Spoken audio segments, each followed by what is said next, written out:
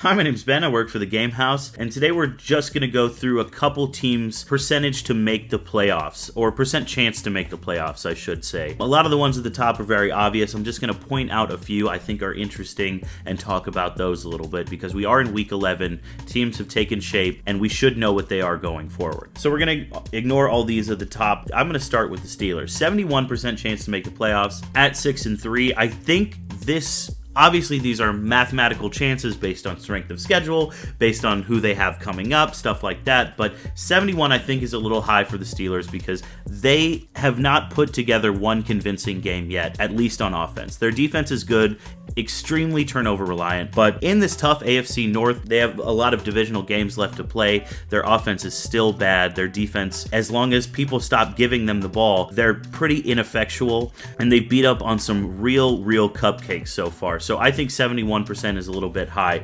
We're going to go down to another AFC North team, the Cincinnati Bengals at 24%. See, I believe that's a little low. I know they just lost to the Texans, but if you're going to lose to any team on their schedule for the rest of the regular season, it should be the Texans. They have more divisional games coming up, including 2 against the Steelers. I believe they will make a run. They've shown they can do it before. They've done it the past 2 years when everyone counted them out. They've made insane runs and gotten all the way to the playoffs. Again, these are mathematical chances. These aren't taking opinions into account, really. So 24% is technically correct, but given the talent that they have on the roster, it raises that up a little bit, if that makes sense. The Texans have a 55% chance to make the playoffs. I believe that might be about right as far as opinion goes, but when you look at their weak division, they could overtake the Jaguars, who have stumbled a few times so far this season.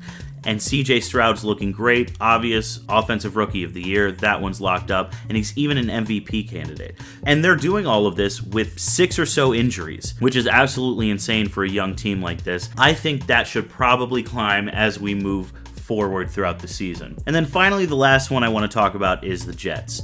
Obviously, they're at 20%, they're at 4-5, below 500, but the difference is if they could just get the offense going a little bit and win a few of these next games,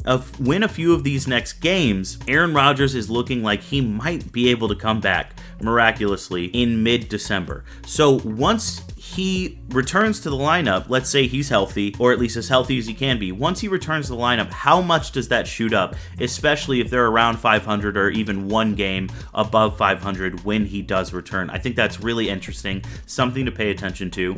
I don't know if I'm going to keep doing this. I just thought it was an interesting thing to do after week 10. So let me know what you think down below. Who's too high? Who's too low? Who do you feel better about? And thanks for watching. I appreciate it.